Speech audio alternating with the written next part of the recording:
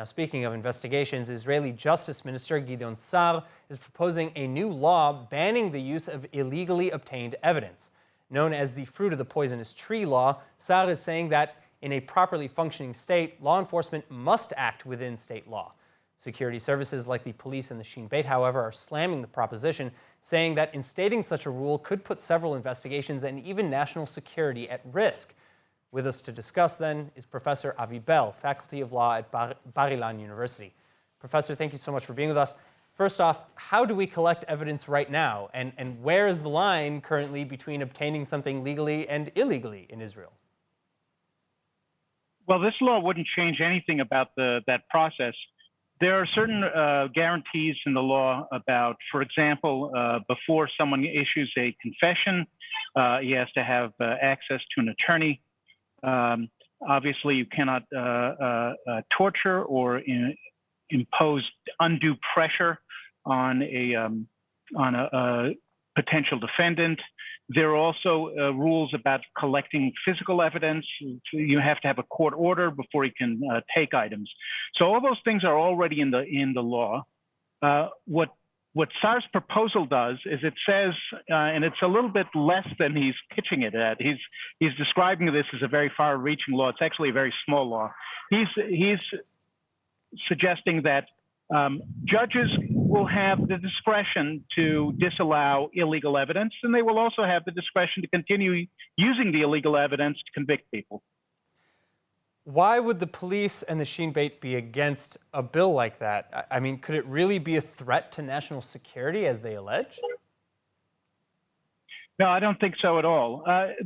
Let's understand, there's already a procedure for dealing with cases where it's impossible to reveal the evidence to the defendant because, for example, someone is undercover and you can't reveal his identity, or other situations in which there's a problem with revealing the evidence in public. We have procedures by which the evidence can be revealed secretly in a sealed courtroom, or even where you avoid the criminal process altogether and you ask a judge to approve an administrative detention. So there's no reason whatsoever that we should worry about excluding these kinds of evidence for this kind of evidence for a criminal procedure. And I think it's a shame that we don't have that the minister is not proposing a blanket exclusion of illegal evidence. Instead, he's proposing simply to ratify the existing situation and allow judges to continue using it.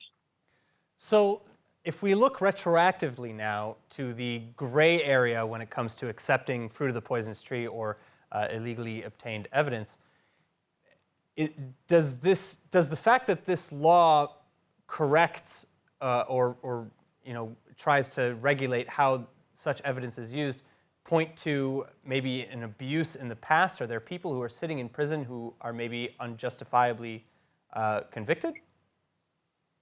Yes, I actually think that there is a very, very serious problem.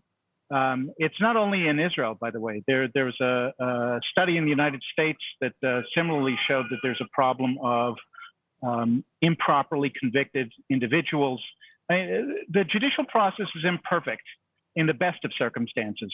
And when the evidence is obtained illegally, then it's even more problematic. If people are giving evidence that, confessions after having been manipulated or pressured by the police, or if it's as a result of illegal searches, I think that you have a problem not only of convictions of people who should never have been convicted, but also of police conducting illegal searches and knowing they will get away with it, even if there won't be a conviction at the end. And I can give you an example. The former head of the Israeli Bar Association, the Israeli Chamber of Advocates, Avi Bell, was arrested and charged with crimes on the basis of an illegally seized telephone. Eventually, the charges were dropped, but he was forced out of his position. So is cancel culture on the hands of the police. All right, well, this is a very serious situation, and I hope to have you back to discuss it more when we have more. Professor Avi Bell, thank you so much. Thank you very much for having me.